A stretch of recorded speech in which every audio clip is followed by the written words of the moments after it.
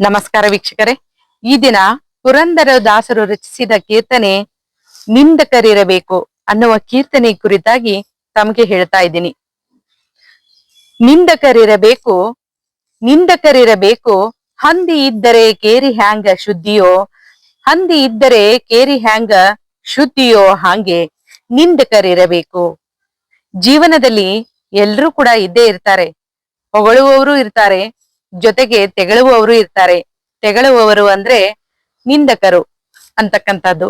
ನಿಂದಕರು ಇದ್ದಾಗ ನಾವು ನಮ್ಮ ಜೀವನದಲ್ಲಿ ಮುನ್ನುಗ್ಲಿಕ್ಕೆ ಸಾಧ್ಯ ಅಂತಕ್ಕಂಥ ವಿಚಾರವನ್ನ ಹೇಳ್ತಕ್ಕಂಥದ್ದು. ಅಂದ್ರೆ ಹಂದಿ ಇದ್ರೆ ಹೇಗೆ ಹೊಲಸು ಸ್ವಚ್ಛ ಮಾಡುತ್ತೋ ಹಾಗೆ ನಿಂದಕರಿದ್ದಾಗ ನಮ್ ಜೊತೆ ನಮ್ಮ ಜೀವನ ಸ್ವಚ್ಛವಾಗಿ ಹೋಗುತ್ತೆ ಅಂತಕ್ಕಂಥ ವಿಚಾರವನ್ನ ಇಲ್ಲಿ ಪುರಂದರದಾಸರು ತುಂಬಾ ಸುಂದರವಾಗಿ ಹೇಳಿದ್ದಾರೆ. ಅಂದಂದು ಮಾಡಿದ ಪಾಪವೆಂಬ ಮಲ, ಅಂದಂದು ಮಾಡಿದ ಪಾಪವೆಂಬ ಮಲ ತಿಂದು ಹೋಗುವರಯ್ಯ ನಿಂದಕರು, ತಿಂದು ಹೋಗುವರಯ್ಯ ನಿಂದಕರು. ವಂದಿಸಿ ಸ್ತುತಿಸುವ ಜನರೆಲ್ಲರೂ, ವಂದಿಸಿ ಸ್ತುತಿಸುವ ಜನರೆಲ್ಲರೂ ನಮ್ಮ ಪೊಂದಿಹ ಪುಣ್ಯವನೊಯ್ಯುವರಯ್ಯ, ನಮ್ಮ ಪೊಂದಿಹ ಪುಣ್ಯವನೊಯ್ಯುವರಯ್ಯ. ನಾವು ಮಾಡಿದ ಪಾಪಗಳು ಏನಾದ್ರೂ ಇದ್ರೆ ಅಂದ್ರ ಒಬ್ಬ ಮನುಷ್ಯ ಎಲ್ಲವನ್ನು ಒಳ್ಳೆಯದನ್ನ ಮಾಡ್ಲಿಕ್ಕೆ ಸಾಧ್ಯ ಇಲ್ಲ. ಕೆಲವೊಂದಿಷ್ಟು ಏನಾದ್ರೂ ತಪ್ಪುಗಳನ್ನ ಮಾಡಿದ್ವಿ ಅಂತ ಅಂದ್ರೆ ಅಂದಿನ ತಪ್ಪುಗಳನ್ನ ಅಂದೇ ಆ ನಿಂದಕರು ತೋರಿಸ್ಕೊಡ್ತಕ್ಕಂಥದ್ದು.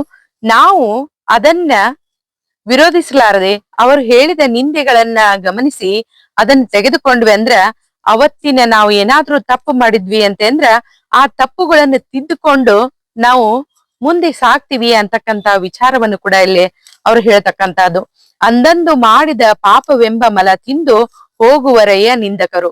ಅಂದಂದ್ ಮಾಡಿದಂತ ಹೊಲಸು ಏನಾದ್ರೂ ಇತ್ತಂದ್ರ ಅದನ್ನ ತಿಂದು ಹೇಗೆ ಹಂದಿ ಹೋಗ್ಬಿಡುತ್ತೋ, ಸ್ವಚ್ಛವಾಗಿ ಬಿಡುತ್ತೋ ಹಾಗೇನೆ ಅವರು ನಿಂದಕರಿರುವುದರಿಂದಾಗಿ ನಮ್ಮ ಕೆಲಸ ಕಾರ್ಯಗಳು ಕೂಡ ಚೊಕ್ಕವಾಗಿ ನಡೆಯುತ್ತೆ ಅಂತಕ್ಕಂತ ವಿಚಾರವನ್ನ ಹೇಳ್ತಕ್ಕಂಥದ್ದನ್ನ ಕಾಣ್ತೀವಿ. ದುಷ್ಟ ಜನರು ಈ ಸೃಷ್ಟಿಯಲ್ಲಿದ್ದರೆ, ದುಷ್ಟ ಜನರು ಈ ಸೃಷ್ಟಿಯಲ್ಲಿದ್ದರೆ ಶಿಷ್ಟ ಜನರಿಗೆಲ್ಲ ಕೀರ್ತಿಗಳು, ಶಿಷ್ಟ ಜನರಿಗೆಲ್ಲ ಕೀರ್ತಿಗಳು. ಇಷ್ಟಪ್ರದ ಶ್ರೀಕೃಷ್ಣ ನಿನ್ನೊಳು, ಇಷ್ಟಪ್ರದ ಶ್ರೀಕೃಷ್ಣ ನಿನ್ನೊಳು, ಇಷ್ಟೇ ವರವನು ಬೇಡುವೇನಯ್ಯ, ಇಷ್ಟೇ ವರವನು ಬೇಡುವೇನಯ್ಯ. ಎಂತ ಸುಂದರವಾದಂತಹ ಸಾಲುಗಳು ಅಲ್ವಾ. ಕೆಟ್ಟವ್ರು ಇದ್ದಾಗ್ಲೇ ಒಳ್ಳೆಯವರಿಗೆ ಬೆಲೆ ಅಂತಕ್ಕಂತ ಮಾತನ್ನ ತುಂಬಾ ಸುಂದರವಾಗಿ ಹೇಳ್ತಕ್ಕಂಥದ್ದನ್ನ ಕಾಣ್ತೀವಿ. ಇಷ್ಟಪ್ರದ ಶಿಷ್ಟನು ನನ್ನಳು, ಇಷ್ಟೇ ವರವನು ಬೇಡುವೇನಯ್ಯ. ಅಂದ್ರೆ ನಿಂದಕರು ನನ್ನ ಜೀವನದಲ್ಲಿ ಇರಬೇಕು ಅಂತಕ್ಕಂತ ವಿಚಾರವನ್ನ ದೇವರಲ್ಲಿ ಪುರಂದರದಾಸರು ಹೇಳ್ತಕ್ಕಂಥದ್ದನ್ನ ಕಾಣ್ತೀವಿ. ಅಂದ್ರೆ ನಮ್ಮ ಜೀವನದಲ್ಲಿಯೂ ಕೂಡ ನಿಂದಕರು ಇದ್ದ ಹಾಗೆ ನಾವು ಮುನ್ನುಗ್ತೀವಿ. ಹಾಗಾದ್ರೆ ನಿಂದಕರು ನಮ್ಮ ಜೀವನದಲ್ಲಿ ಇರ್ಲೇಬೇಕು, ಬರ್ಲೇಬೇಕು ಅಂತಕ್ಕಂತ ವಿಚಾರವನ್ನ ನಾವಿಲ್ಲಿ ಗಮನಿಸ್ಬೇಕು. ದುರುಳ ಜನಗಳು ಚಿರಕಾಲವಿರುವಂತೆ, ದುರುಳ ಜನಗಳು ಚಿರಕಾಲವಿರುವಂತೆ ಕರವ ಮುಗಿದು ವರವ ಬೇಡುವೆ, ಕರವ ಮುಗಿದು ವರವ ಬೇಡುವೆ. ಪರಿ ಪರಿ ತಮಸಿಗೆ ಗುರಿಹರಲ್ಲದೆ, ಪರಿ ಪರಿ ತಮಸಿಗೆ ಗುರಿಹರಲ್ಲದೆ ಪರಮ ದಯಾನಿಧಿ ಪುರಂದರ ವಿಠಲ, ಪರಮ ದಯಾನಿಧಿ ಪುರಂದರ ವಿಠಲ. ದುರುಳ ಜನರು ಚಿರಕಾಲ ಇರ್ಬೇಕು ಅಂತಕ್ಕಂತ ವಿಚಾರವನ್ನ ಇಲ್ಲಿ ಪುರಂದರದಾಸರು ಹೇಳ್ತಕ್ಕಂಥದ್ದು. ದುರುಳ ಜನರು ಇದ್ದಷ್ಟು ಒಳ್ಳೆಯವರಿಗೆ ಬೆಲೆ ಅಂತಕ್ಕಂಥದ್ದು, ಒಳ್ಳೆಯವರು ನೆಲೆಯಾಗ್ಲಿಕ್ಕೆ ಸಾಧ್ಯ ಅಂತಕ್ಕಂಥದ್ದು.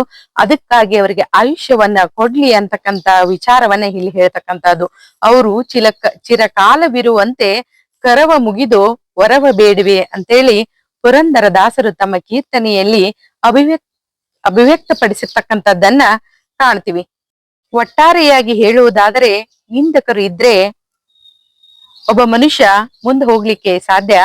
ನಿಂದಕರು ಹೇಗೆ ಅಂತೆ ಅಂದ್ರ ಒಂದು ನೀರು ಮತ್ತು ಸೋಪು ಇದ್ರೆ ಹೇಗೆ ಕೊಳೆ ಹೋಗುತ್ತೋ ಅದೇ ರೀತಿಯಾಗಿ ಇವರು ತಮ್ಮ ಶಕ್ತಿ ಸಾಮರ್ಥ್ಯಗಳನ್ನು ವ್ಯಯಿಸಿ ನಮಗಾಗಿ ಕೊಂಕು ಬಿಂಕದ ನುಡಿಗಳನ್ನ ಆಡಿದಾಗ ನಾವು ನಮ್ಮಲ್ಲಿ ಇರ್ತಕ್ಕಂತ ನ್ಯೂನ್ಯತೆಗಳನ್ನು ತಿದ್ದುಕೊಳ್ತೀವಿ. ಅಂದ್ರೆ ಕೊಳೆಯನ್ನ ಕಿತ್ತೊಗೆದ್ ಬಿಡ್ತೀವಿ. ನಾವು ಕೂಡ ಸ್ವಚ್ಛರಾಗಿರ್ಲಿಕ್ಕೆ ಸಾಧ್ಯ. ಅದಕ್ಕಾಗಿ ನಿಂದಕರು ಬೇಕೇ ಬೇಕು ಅಂತಕ್ಕಂಥದ್ದು. ಜೀವನ ಪಯಣದಲ್ಲಿ ಸಾಕಷ್ಟು ಜನ ನಿಂದಕರು ಸಿಕ್ಕೇ ಸಿಗ್ತಾರೆ. ಸಿಕ್ಕಾಗ ನಾವು ಅವರಿಗೆ ದೂಷಿಸದೆ ಅವರಿಗೆ ಇನ್ನೂ ಆಯುಷ್ಯ ಕೊಡ್ಲಿ, ಅಂತವ್ರು ಇದ್ದಾಗ ನಾವು ಬೆಳಿಲಿಕ್ಕೆ ಸಾಧ್ಯ ಅನ್ನೋದನ್ನ ಅರ್ಥ ಮಾಡ್ಕೊಂಡ್ರೆ ಸಮಸ್ಯೆಗಳು ಬರೋದೇ ಇಲ್ಲ. ಎಲ್ಲವೂ ಕೂಡ ಸುಗಮವಾಗಿ ಸಾಗ್ಲಿಕ್ಕೆ ಸಾಧ್ಯ ಅಂತಕ್ಕಂಥದ್ದು. ನಿಂದಕರಿಗೆ ದೂಷಿಸುವುದನ್ನು ಬಿಟ್ಟು ಅವರು ನಿಂದನೆ ಮಾಡಿದಾಗ ಅದನ್ನು ಸಕಾರಾತ್ಮಕವಾಗಿ ನಾವು ತೆಗೆದುಕೊಳ್ಬೇಕು ಅಂತಕ್ಕಂತ ವಿಚಾರವನ್ನ ಪುರಂದರ ದಾಸರು ತಮ್ಮ ಕೀರ್ತನೆಯಲ್ಲಿ ಹೇಳಿರ್ತಕ್ಕಂಥದ್ದನ್ನ ಕಾಣ್ತೀವಿ. ಈ ಕೀರ್ತನೆಯ ಕೆಲವೊಂದಿಷ್ಟು ವಿಚಾರಗಳನ್ನ ಆಲಿಸಿದ ತಮಗೆಲ್ಲ ಅನಂತ ಅನಂತ ಧನ್ಯವಾದಗಳು. ಮತ್ತೊಂದಿಷ್ಟು ವಿಚಾರಗಳ ಮೂಲಕ ಮತ್ತೆ ಸಂಧಿಸೋಣ. ಧನ್ಯವಾದಗಳು.